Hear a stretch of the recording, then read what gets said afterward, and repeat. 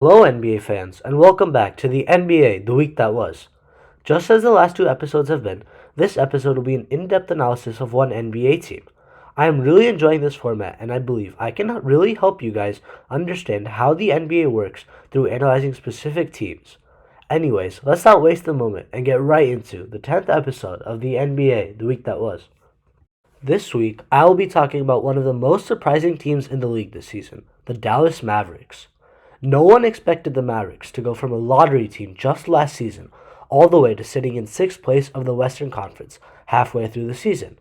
This catapult into the Western Conference playoff picture has multiple reasons, but the biggest and most important reason is Luka Doncic's rise from extremely good future star into a potential MVP candidate. This year, Luka has just been absurd.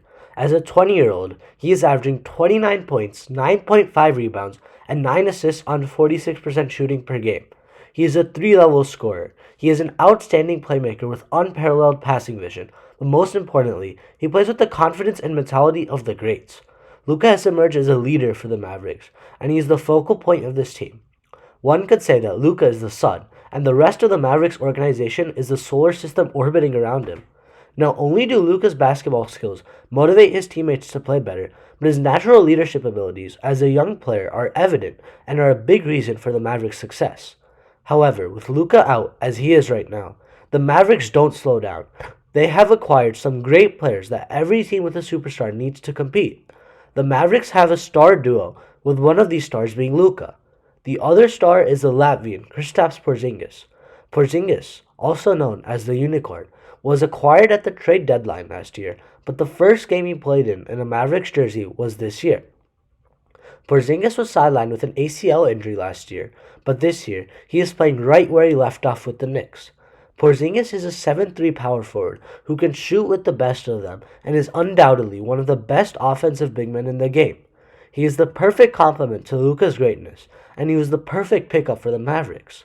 However, Luka and Kristaps aren't the only guys that have me high on the Mavericks. Their role players, especially Tim Hardaway Jr., Dwight Powell, Dorian Finney-Smith, and Jalen Brunson, are some of the key players of the Mavericks roster. Hardaway Jr. is a pure scorer with a great jump shot.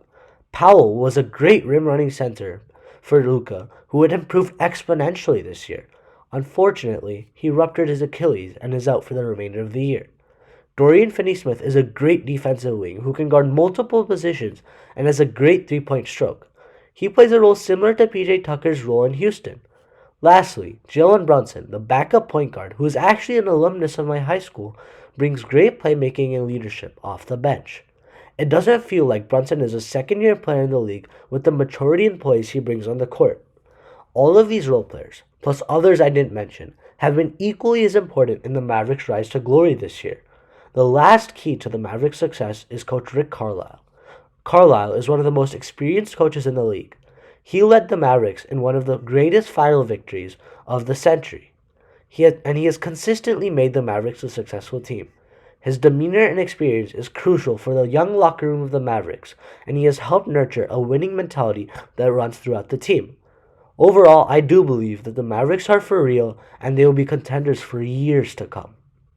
And with that, we wrap up the 10th episode of the NBA, The Week That Was. If you enjoyed this video, please like and comment down below. And if this is your first time tuning into the series, please subscribe down below as well. I'll catch you guys next week on the NBA, The Week That Was. See ya!